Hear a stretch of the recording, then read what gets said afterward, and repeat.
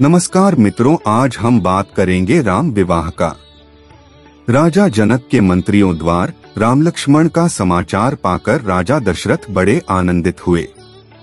धनुर्भव की बात सुनकर तो उनके आनंद का ठिकाना न रहा। महल में जाकर उन्होंने सब समाचार रानियों को सुनाए। रानियां भी फूली न समाईं। उन्होंने ब्राह्मणों को दान दक्षिणा दी। गुरु वशिष्ठ की आज्ञा लेकर राजा दशरथ बारात की तैयार कराने लगे। वर्टिकल बार, हाथी, घोड़े और रथ सभी सजने लगे। छैल छबीले सवार घोड़े नाचने लगे। गुरु वशिष्ठ और राजा दशरथ दिव्य रथों में बैठे वर्टिकल बार चतुरंगिणी सेना के साथ बारात चल पड़ी और 5वें दिन मिथिला जा पहुंची। राजा जनक ने नगर के बाहर आकर बारात का स्वागत किया और भली भांति सजाए गए जनवासे में सबको ले जाकर यथायोग्य ठहराया। विश्वामित्र को जब राजा दशरथ के आने का समाचार मिला तब दोनों राजकुमारों को लेकर वे जनवासे पहुंचे। राम लक्ष्मण ने पिता के चरणों में प्रणाम किया।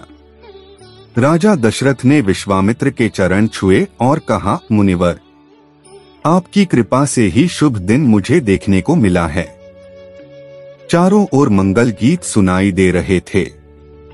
राजमार्ग और राजमहल में दर्शकों की अपार भीड़ थी।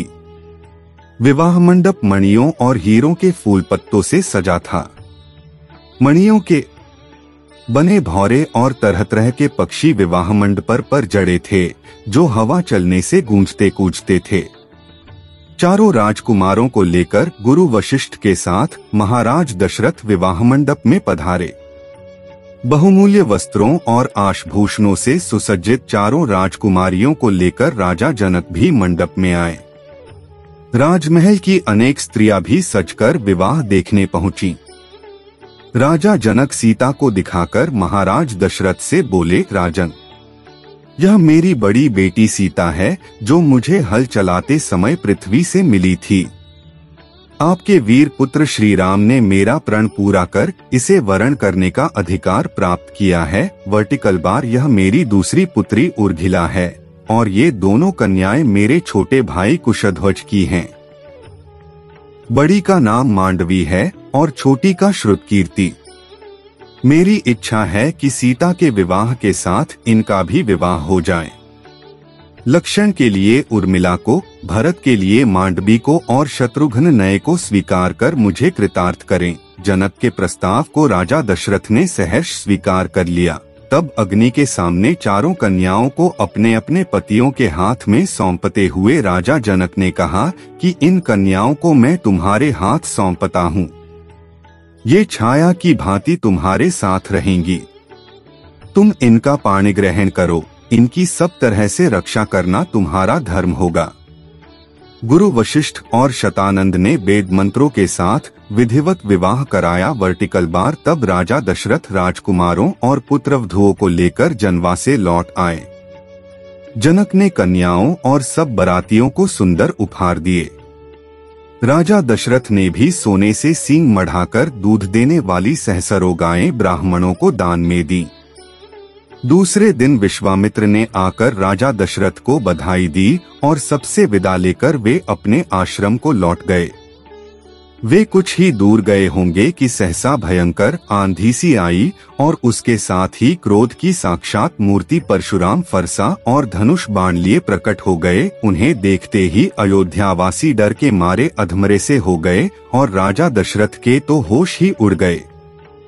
राम का रास्ता रोककर परशुराम बोले, राम, शिव के पुराने धनुष को तोड़कर तुम्हारा हौसला बहुत बढ़ गया है। मैं तुम्हारे अहंकार को चूर करूंगा। राजा दशरथ ने गिड़गिड़ाकर परशुराम से बड़ी अनुनय विनय की और राम पर अनुग्रह करने की प्रार्थना की। परशुराम ने दशरथ की बात सुनी अनसुनी कर दी और राम से फिर बोले, मेरे इस धनुष को चढ़ाओ। यदि न चढ़ा सके तो तुम तत्काल मेरे फरसे का आहार बनोगे। यह सुनते ही राजा दशरथ तो बेसुध होकर गिर पड़े। मनस्वी राम निर्भीकता से बोले, मेरा रूप आप देखना चाहते हैं तो देखें। उन्होंने परशुराम के धनुष बाण लेकर प्रत्यंचा चढ़ा दी और धनुष पर बाण रखकर बोले, मैं इस बाण से आपकी तपस्या का समस्त प्रभाव अभी नष्ट करता हूँ और भनारगात से आकाश में विचरण करने की शक्ति भी नष्ट करता हूँ। परशुराम हतप्रभ हो गए। उन्होंने राम की स्तुति की और आशीर्वाद दिए और यह प्रार्थना की कि तप का फल भले ही नष्ट कर दें, परंतु मनोगति नष्ट न करें, जिससे मैं महेंद्र पर्वत पर लौट सकूं। श्री राम ने उनकी बात मान ली। परशुराम राम की प्रशंसा करते हुए तत्काल चले गए। परशुराम के चले जाने के बाद बारात आगे बढ़ी। बारात के पहुंचते ही अयोध्या में घर घर आनंदोत्सव होने लगे। गलियों में शंख और मृदंग की ध्वनि गूंज उठी। स्त्रियों ने मंगलगान किए और फूल बरसाए। रानियों ने पुत्रों और पुत्रवधुओं की आरती उतारी। उस समय राजा दशरथ के भवन की शोभा देखते ही बनती थी। राजकुमार शीलगुण संपन्न पत्नियां पाकर बड़े प्रसन्न थे। सीता जी के अनुपम रूप, गुण और सेवा से श्री राम और सास ससुर सब प्रकार से संतुष्ट थे। राजकुल में दिन दिन सुख समृद्धि की वृद्धि होने लगी। समस्त कौशल राज्य का भाग